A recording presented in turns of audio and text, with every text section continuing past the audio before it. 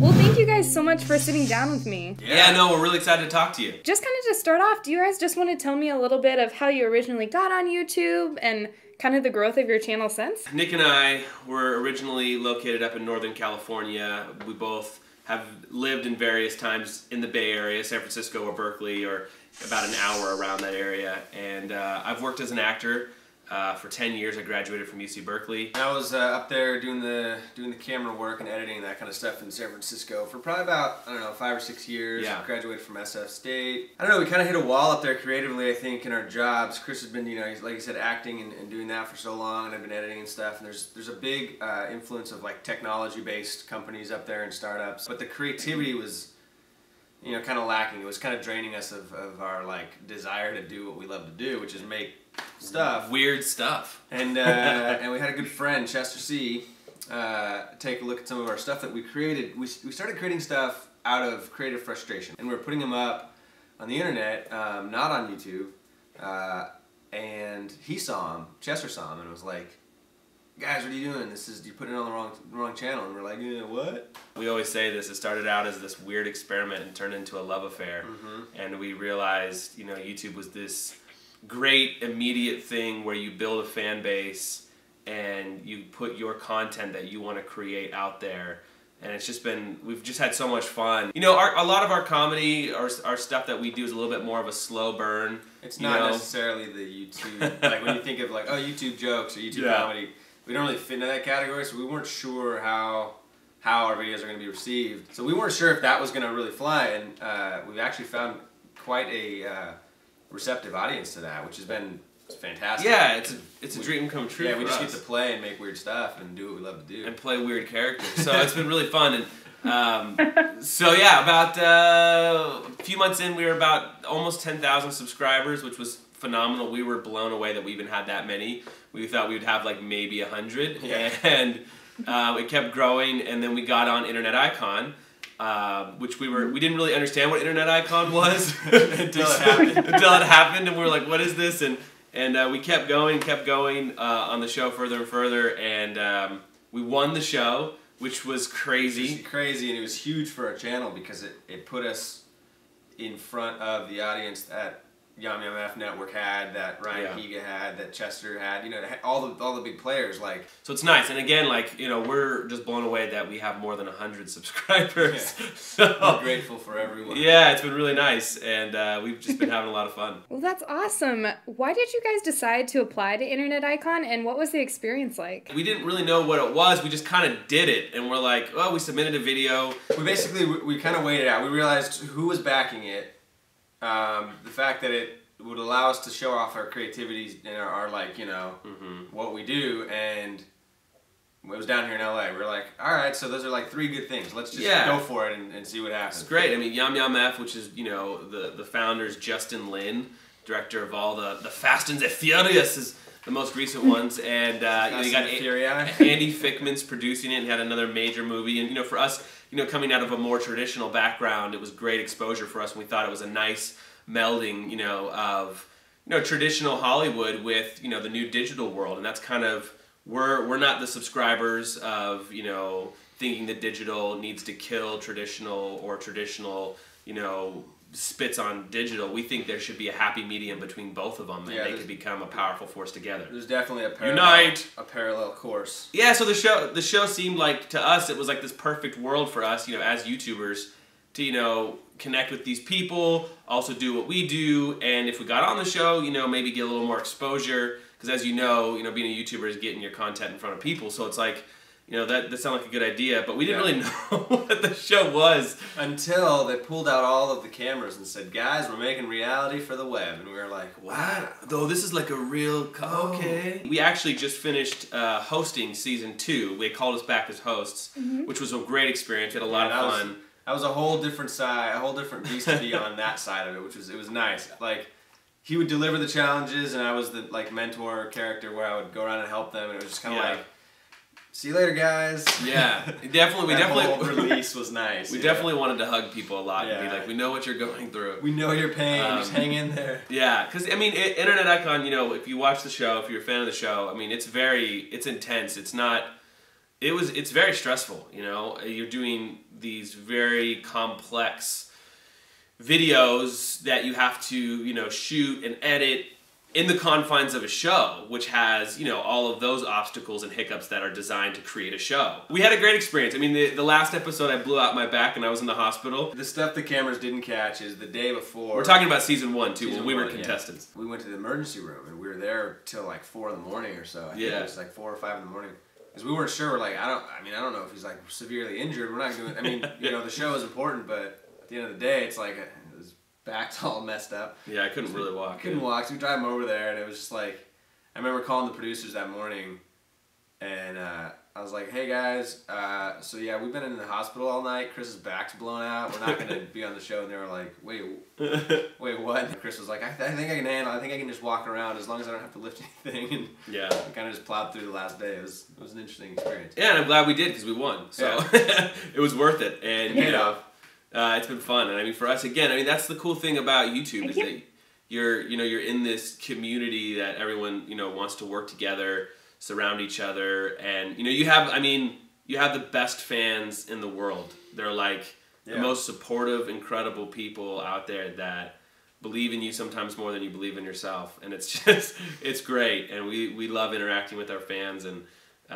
you know, making content that they're excited to see. And I think, you know, that's what ultimately we are storytellers and we want to make crazy things, but we found that over time we also want to make things that we hear our fans wanting and stuff. And yeah, it's a fun interaction. Yeah. Was there any sabotaging happening on Internet Icon? Are you talking about when we were part of season 1 or when we hosted season 2? When you were part of season 1. Season 1, this weird, wonderful camaraderie happened. I know that for drama's sake, the show Dayside got a lot of heat. Dayside got a lot of heat. Those poor guys. I know, but there really wasn't any contestant to contestant like sabotage. I think it's just the nature of YouTube and the nature of YouTubers is like, you know, we're all like a small community of like indie filmmakers or like guerrilla filmmakers. No one is ever out to sabotage each other in the real world. Yeah. So I think even in those confines of that craziness, it was still, oh, well, you need a hand. All right, here you go. Like it was never like a, well, no, I'm gonna do that, or no, I'm gonna break your prop, or I'm gonna,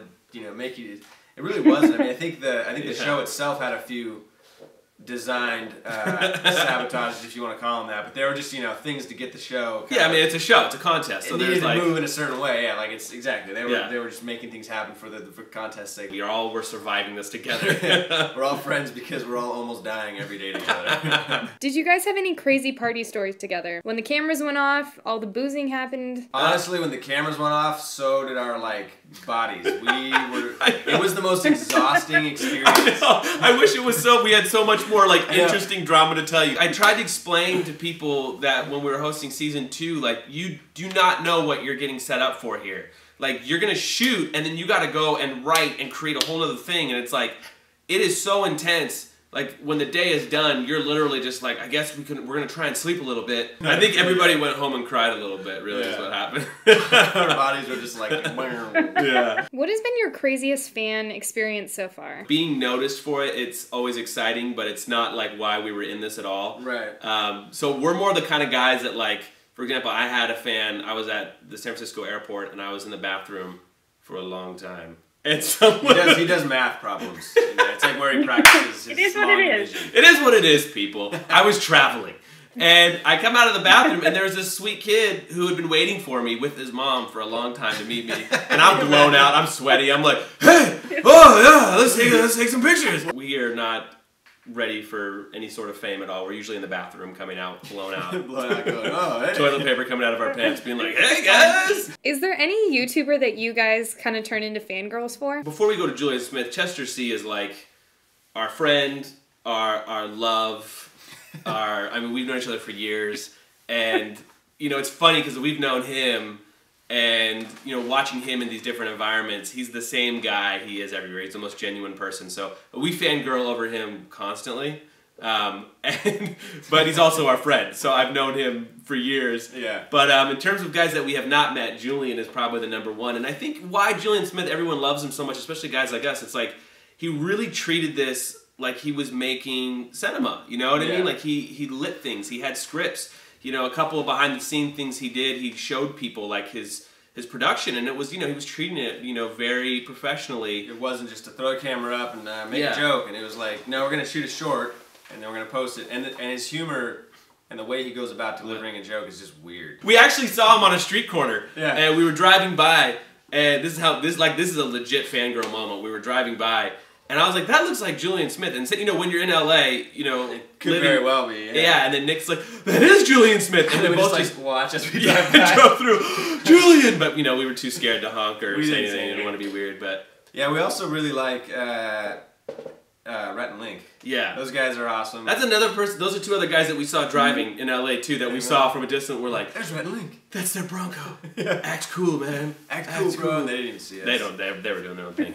But, you know, again, those guys are just absolutely, you know, awesome. And same kind of thing, though. They bring a lot of production value and a lot of, you know, kind of absurdity to their stuff, which we love. We love. And, you know, it's cool. The cool thing about being part of the Internet Icon family, too, is we got to meet, like, and now work with, and we're friends with, like, Ryan Higa, Dietrich, you know, Andrew Garcia, all these guys that, you know, and Jenna Marbles. Mystery Guitar Man, that's another one that... Yeah, Mystery Guitar Man is amazing. We're actually now signed with Big Frame, so we're part of the Big Frame family now, and we love them. Congratulations! Yeah, it's huge for us, you know, and it's a lot of fun because we're just kind of like they've got so much good talent under their umbrella that we're just kind of like an arm's length away from all these really cool, talented people. Yeah, and Sarah is she's such a unique leader in that company and just understands creativity and really, you know, caught our vision of what we want to do and is not, you know, like, oh, you need to do this or do that at all. Right. It's just more like, let me help you and, you know, foster you guys to get you to the next place. It's much more about the creativity there than it is about, like, you know, well, you got to do this and sign this deal and get this number, and it's just like, create good stuff. Yeah, so it's great. So yeah, those are a few of them that are great. Do you guys see YouTube as a stepping stone for you guys? Do you want to get back into traditional media, or is YouTube something you think you want to pursue long term? We look at it as a vehicle to get our content out there in a way that traditional media doesn't necessarily allow. But we still are in love with traditional media. So it's kind of this thing that we feel very strongly about that we can build. While having that side, we also, you know, can want to build a cross over to the traditional side. You know? Yeah, I think as long as YouTube exists, we're going to be married to it. It's just like what I imagined what maybe Sundance was like years ago. You're meeting, you know, YouTubers day of, and it's like, hey, what are you doing? Let's make something. Everyone just wants to create. Yeah. And it's just this really exciting thing, and there's not as many, you know, roadblocks of like, you got to go get funding here, you got to go do this here. It's like, let's just go out and make it, and then show it. We're in it for the long haul. Yeah, we love it. We love it. It's a wild experience. Just I think the fan interactivity is what, you know, the ease of delivery of our product, and then the fan interactivity is like literally, that's what's going to keep us coming back. Honestly. Yeah, it's addicting. Hey guys. What's up? Hey. Why are you tying her up? Because if I was to ever get kidnapped and tied up, I need to see if I can get out of it. Okay. Yeah, that's good. Wait. Can we rethink the duct tape, please? No, it's more realistic. Well, I think this is weird. So at least cut a hole so she can breathe. Oh, by the way, you guys, today is my French judo martial arts class final. So from this point forward, I will only be speaking French. Je suis un homme. Well, I don't know what you just said, but I sure got a lot of ketchup for tonight's party. Garçon.